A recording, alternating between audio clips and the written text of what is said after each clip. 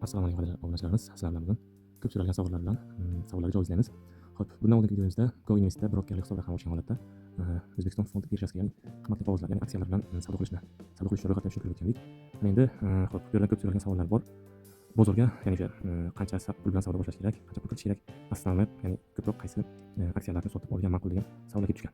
Xo'p, eng avvalo bozorga kirishda pul kiritishning minimal bor. Bu summa Coinbase minimum tashkil etilgan. Xo'p, va bundan 1% komissiya yo'q. 1%. Buni 0 qilishning yo'li bor. Buni keyinchalik yana o'rgatib boramizlar albatta. Videoni o'tkazmasdan ko'rishni albatta qo'llab-quvvatlashni, like bosishni va kanalimizni yo'qotmaslik uchun obuna bo'lishni tavsiya berib qolamiz. Xo'p. Bozor aslida o'zi Toshkent fond birjasi nomi bilan ataladi, O'zbekiston fond birjasi. Toshkent fond birjasiga bu investitsion ilova hisoblanadi. Loyiha yoki ilova shu orqali biz Toshkent fond birjasida savdo qilganda savdo qilish degan hisoblanadi. Ya'ni o'sha narsani soddaroq variantda bilamiz. Xo'p, bu yerda pul kiritishimiz 1%, pul chiqarishimiz 0%. Pul kiritishni 0% qilishning iloji bor, men video davomida o'rgataman. Xo'p, fond birjasi haftada 6 kun ishlaydi. 5 kunga o'tkazib bo'lishadi. Dushanbadan jumaga qadar 9:30 dan 14:00 ga qadar ish faoliyatini olib boradi. Xo'sh, bu yerdan sizga kerak bo'ladiganlari bundan ro'yxatga tushishni bundan oldingi videoda ko'rsatib profil orqali bemalol ko'rishingiz mumkin. Shu videoning kommentariy opsiyasiga havoladan qoldiramiz. To'liq ro'yxatga bo'lsa brokerlik hisob raqamlari ochiladi va pul kiritasizlar, mana pul kiritishning joyi bor. Bu yer juda qiyin emas, oddiy karta kiritasizlar, karta qo'shgan joyi bor. Bemalol karta nomeri, yil, oy yoziladi, saqlash vositalari, SMS kod va bemalol foydalanisizlar bo'ladi. Keyin pul kiritasizlar. O'zi bu yerda summa yoziladi. Aytaylik, bozorga qanchadan kirish mumkin, qancha pul bilan kiradi degan savolga javob. Oddiy bozorga oddiy dehqon bozoriga borasizlar. Bu yerda yozilmagan, falon pul bilan kiring, falon pul bilan kirmaydi. Bu yerda ham eng minimalga 1000 so'm bitta sarflaymiz. 10 ming so'm bitta sarflaylik, 10 ming so'm bilan bemalol kirsanglar bo'ladi. Iloji boricha mana sizga kerak narsa, ketchup degan narsa bo'lish uchun 100 ming so'm bilan kirsanglar bo'ladi. Boshlanish 100 ming so'm. Xo'p, bu birinchi savolga javob bo'ladi. Endi ikkinchi savolga javob beradigan qaysi aksiyalarni sotib olgan ma'qul, foydaga kiradi degan. Bu yerda top aksiyalar bor. Aksiyalar har xil elementarniy joylaridan ajralib turadi. Aytaylik, bu Uzbex birja, ya'ni tovar va xomashyo birjasi, bu alohida birja. Bu birjada tovar va xomashyo sotib olinadi. Va bu normalniy razminami yo'q, komissiya bo'lib qoladi va buni ko'p ustiga bosadigan bo'lsak, mana shu aksiyani ustiga bosasizlar, mana shu yo'nalishda narxlarni ko'rishingiz mumkin, qanaqa diapazonda o'ynalganligini ko'rib turishingiz mumkin. Xo'sh. Endi sal teparoq suramiz. Teparoq sursak, bu yerda dividend degan joy. Dividend bo'yicha normalniy hisob qilyaptilar. Uzbex birjasi. Bu shu 2026 oyda to'lagan 780 so'mdan normal dividend keladi. Masalan, buni olish kerak, portfelda bo'lishi kerak iloji bo'lsa. Shu bo'lgan narx. Mutasavvir birinchi o'rin. Normal dividend keladi, narxi shunga ko'taradi. Ikkinchi o'rinda Uzbex Telekom aksiyasi. Bu ham dividend normalniy holatlarni sal zadishtiradigan bo'lsa, ammo shu yildan shu so'mni qancha dividend keladi. Va normalniy foyda olib kelyapti hozirda. Kompaniya rivojlanmoqda. Ya'ni qanaqa rivojlanmoqda? O'zbekistonda o'sha uyali aloqa bo'yicha Uzbex Telekomga ya'ni O'zbekistonda 70% monopolist gigant hisoblanadi. Monopolist emas, zo'r keng qamrovli nimalar shunday o'sha uyali aloqa, internet, telekommunikatsiyalar O'zbekistonda raqam zo'r. Normalniy foyda olib kelyapti va rivojlanishi zo'r. Ko'rganlaringizda buni to'liq tushunmasanglar, ChatGPTga pastga tushirsangiz, tezroq soddaroq tushuntirib top mana shu ikkalasi top o'yintalikda bo'lish kerak. Xo'p, undan keyin bu yerda mana bu O'zbekiston Respublikasining investitsion jamg'armasi. Bu shu yil chiqdi. Aniqrog'i aprelda yo'q, mayda loyihalar. Analitika degan joy.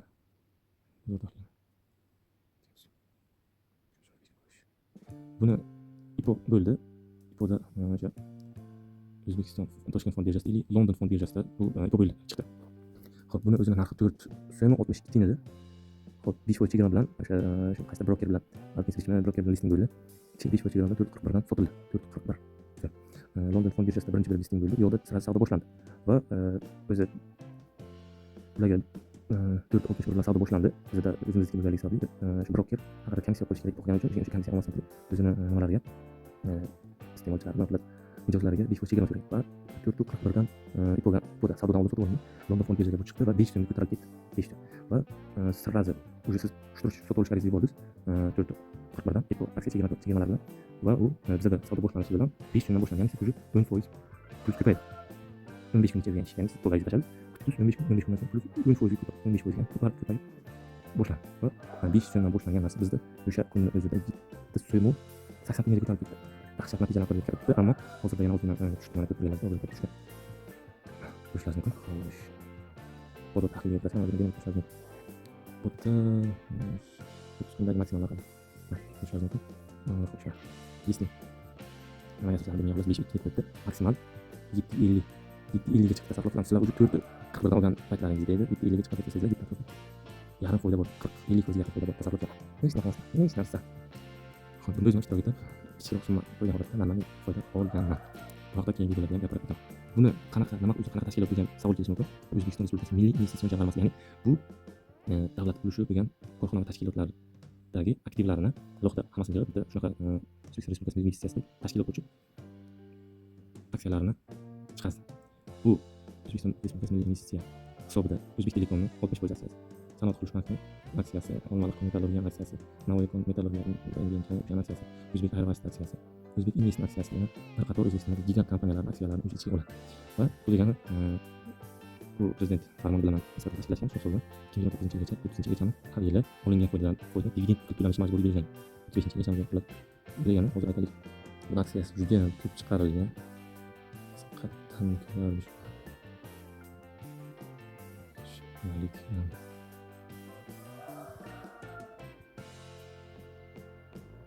Keyin buni ham aniqlab sizlarga aytaman. Juda ham ko'p, milliard, trilliarddan ko'p, trilliarddan keyin qaysi kelasi o'sha xullas. Voqea ko'p chiqib tashlagan. Juda.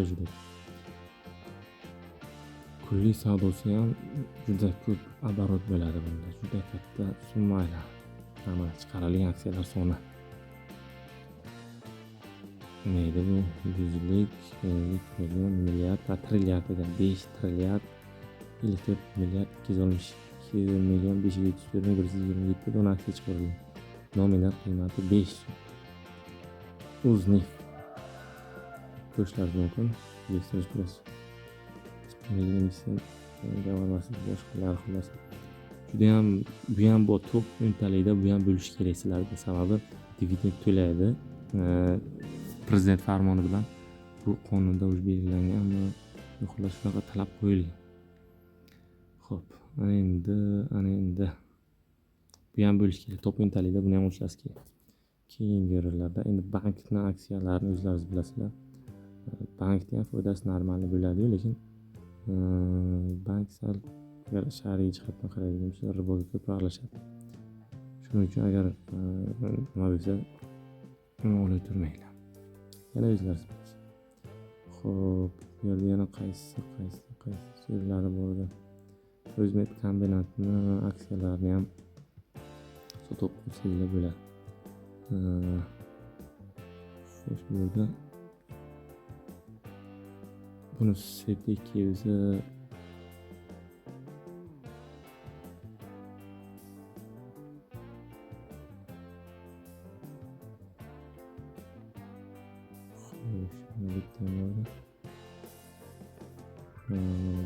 mana bunisi oddiy aksiya.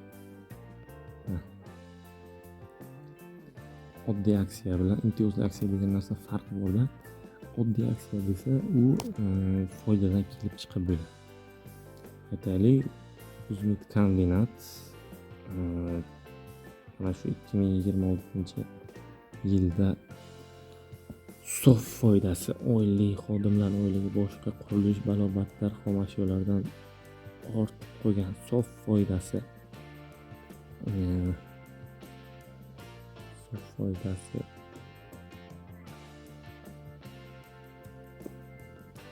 1 milliard so'm bo'ladigan bo'lsa, aksiyadorlar yig'ilishida o'sha 1 milliard so'mni aksiyalarga bo'lib tashlash kelishilsa, dividend qilib berish kelishilsa, bu o'rinda mana shuncha aksiyaga bo'linadi dividend. O'sha 1 milliard so'm.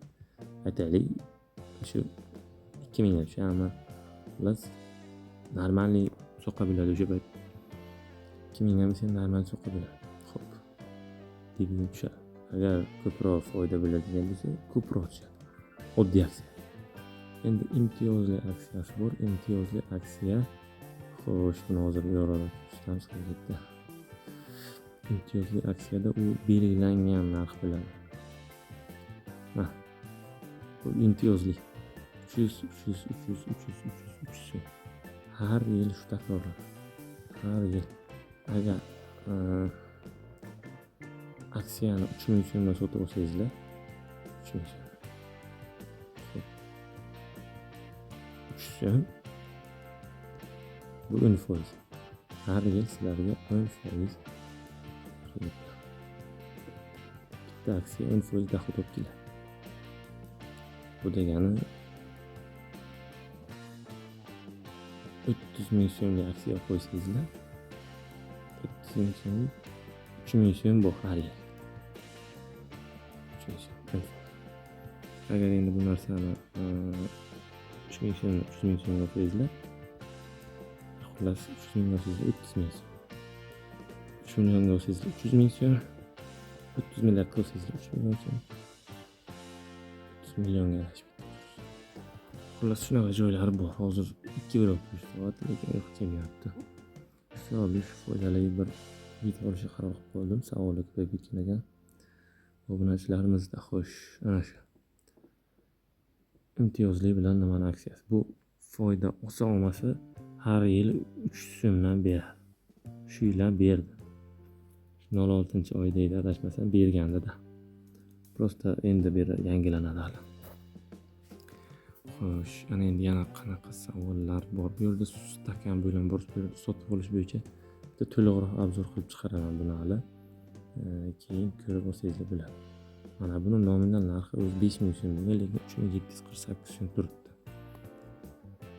Sababi nima bo'lishi? Qanaqadir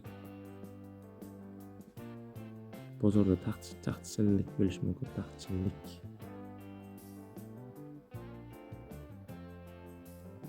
Xo'sh, ana shu joylarda yana qaysi top aksiyalarimiz bor? O'zbekkombinat mana shu aksiyalarni olib qo'yishlarni tavsiya qilamiz. Ularni olish kerak. Keyin Telekomdan xuddi shu mana imtiyozlisi bilan. Imtiyozli aksiyasi.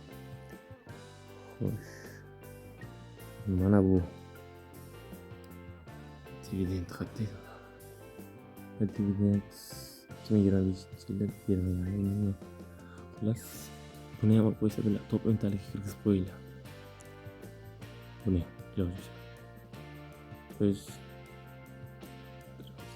aksiyada bo'lgan. Bu ham bo'ladi. Xo'sh, Qizilqum sement. Buni ham kirgizish kerak. O'zbekiston top sement ishlab chiqarish bo'yicha. Lekin ancha oldin dividend bergan, shuni bermayapti hozircha. Qanaqadir ozgina minuslari bor kompaniya. Lekin ChatGPTdan so'rasangiz ham topga kiradi, Qizilqum sementni o'qimang deydi. 2021-yilda последний 1000 so'm bergan. Tasavvur qilibsizlar. 2021-yilda 1000 so'm dividend bergan. Hozirda narxi 1200 so'm atrofida. 1200 so'm. Agar hozir olib qo'ysangizlar, aytaylik, bu yil bermas, undan keyingi yildan bermas, ammo top 5 yildan keyin dividend beradigan bo'lsa, mana shu sizlar 1000 so'm olib qo'ygan bo'lsangiz, sotmasangizlar, bu 100 barobar foiz degan. 1000 so'm bergan paytda narxi o'zini narxidan 15% tashkil etgan qarab. 15%. Bu degani 10 milliard. Xullas normalniy 9 ming atrofida bo'lgan ekanda, o'sha tasavvur qilibsizmi? Mana 460 so'm bergan 2020-yil deydi. Lekin 25%. Tasavvur qilibsizmi? O'ta zo'r raqamlar. Prosta hozirda o'zigina minus ketgan, qanaqadir nimalarni hisobdan kirdi. Lekin top 5-10 yilda mavjud. Juda ham yaxshi bo'lib ketish mumkin. Plyus tarafga o'zgarish ehtimoli katta. Va qurilish juda ham ko'p bo'lyapti hozirda. Bu Qizilqumdan kiritish kerak, top 10talik kvarts. Buni ham kiritish kerak do'stlar. Kvarts, shisha, shunga o'xshagan shisha buyumlarni ishlab chiqarish bo'yicha O'zbekistonda gigant katta binolar ham polni shishaga o'tib ketyapti. Shishali bo'lyapti. Значит, buni ham kelajagi bor do'stlar. Xo'p, 96.500 aksiyasi bor.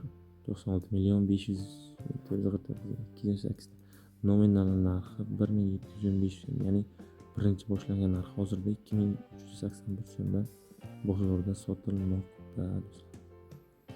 Buni ham top 10talikka kirgizamiz. Bu ham vaqti zamonida normal dividend bergan ko'pchilik. Ammo hozirda bu ham qandaydir qiyinchiliklarga duch kelmoqda. Shu hisobdan ozgina zadishga bergan. Или Olmaliq metallurgiya. Bu lekin juda ham zo'r, lekin buni aksiyalar savdoda yo'q. Bu polni davlat hisobida turadi. Dividendlarga qarasangiz maza qilasiz. Qarang. Dividend 2,5 ming. Bu yangilanmagan ekan, lekin o'zi 3,900 turibdi. Lekin 2,5 ming so'm dividend bergan. 2020-yilda 8,5 ming so'm. Bundan oldingi 9,625. Tasavvur qilib, agar bu IPO bo'lsa aksiyasi davomini olish kerak, lekin davlat bunaqangi foydali aksiyalarni qo'yib yuborgisi kelmaydi. Ammo bu ham keyinchalik davlat tasarrufiga chiqib ketadi, albatta. Shunga sabr aylaymiz. Tasavvursa 2 barobar pullaydi. 2 barobar. Shunaqa ko'rmaysiz. Past 2 barobar. Xo'p. Hozircha shu do'stlar. Yana qaysilar zo'r aksiyalarimiz bor. Ular haqida ham keyinchalik albatta video obzor bo'ladi. Bu yerda obligatsiya degan narsa bor. Obligatsiyamiz endi bu sal boshqacha narsada aytaylik. Bu narsa yilga 25% beradi. Hozirgi narxi 105 ming so'mga sotilmoqda.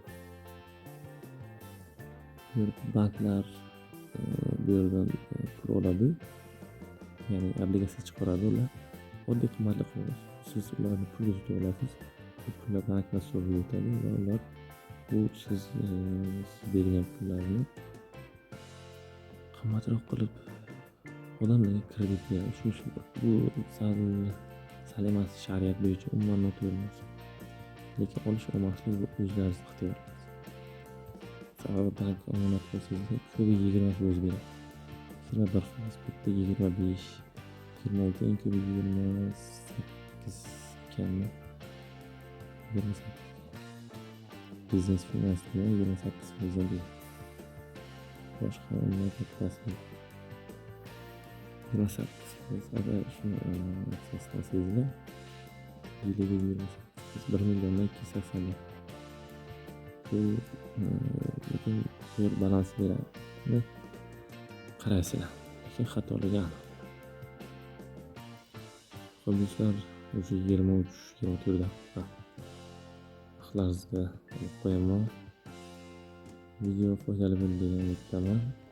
Hozir faqat ma'lumot berib o'tdim, sababi soat 2da hozir birja ish faoliyatida emas, ammo sotib olib, savdo qilib, keyinchalik ham albatta video obzor qilib tashlayman. Bemalol ko'rib, foydalanib, investitsion moliyaviy barqarorlikka chiqishlaringiz mumkin. Albatta iloji boricha oylik dohodni yoki kunlikda ishlaysizlarmi, o'sha dohoddan 10% iloji bo'lsa ham, bo'lmasa 10% mana shu kirgizib aksiya sotib olib qo'yaversangizlar,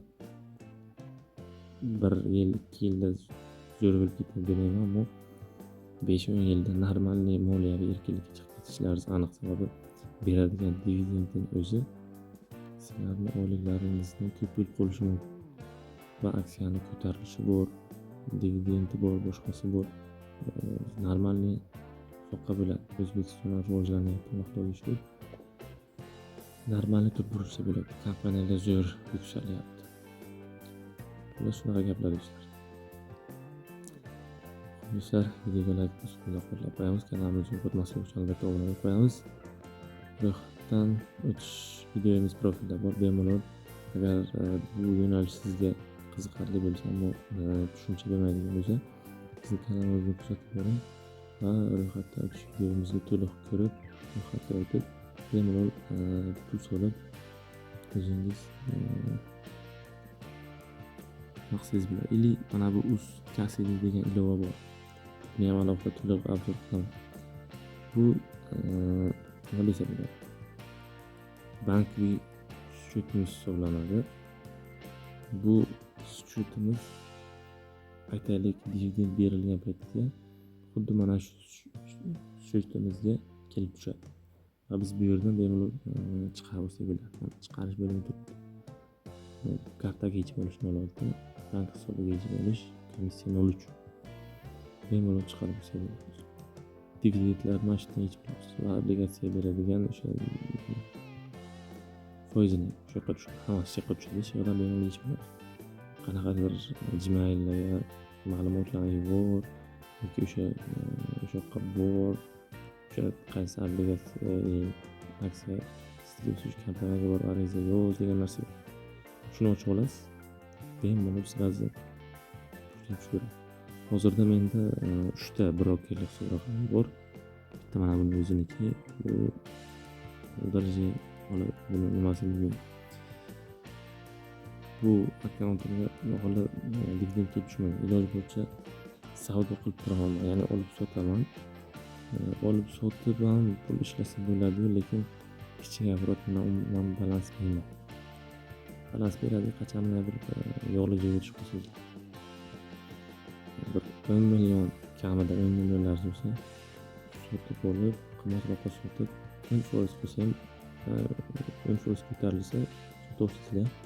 10% ham 1 millionga yaqin bo'ladi oyda. Bu ham normal natija bo'ladi.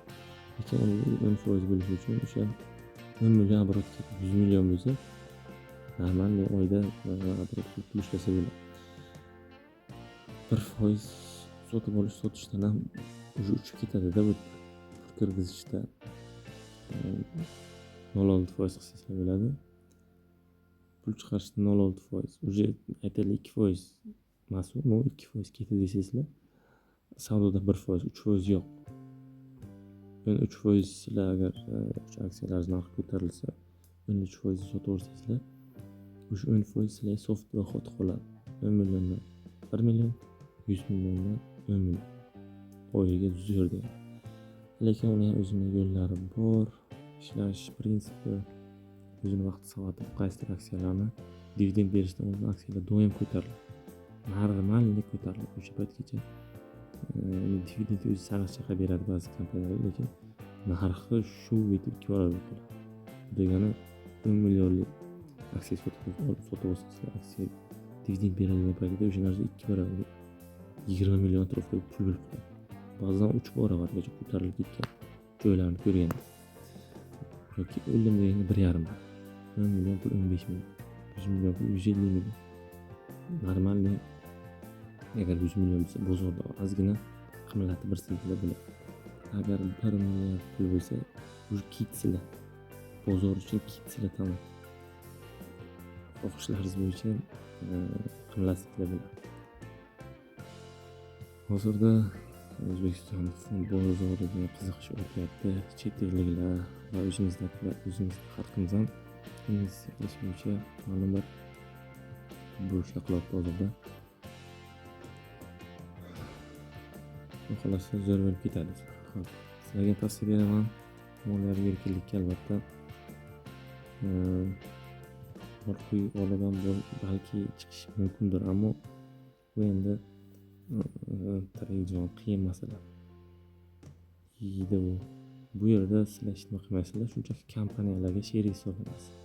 Foydadan ulush olasiz, zarar bo'lsa sabr qilasiz. Kompaniya agar yo'qolib ketadigan bo'lsa, xudo ko'rishmasa unaqa bo'lmaydi. Shu paytgacha bo'lganini PR ko'rganman, o'shandan olmagan ekanman lekin. Xo'p, yo'qolsa bozordagi narxdan qimmatroqqa aksiyalarni o'zi sotib oladi. O'sha yer mulklar kompaniya sotilib, aksiyadorlarga pul qaytariladi. Shunaqangi joylar bor. Hech qanday sizlar yutqazmaysizlar. Faqat yutasizlar. Hammaga tavsiya beramiz. Keyingi videolarda uchrashguncha xayr. Sog' bo'ling, salomat bo'linglar.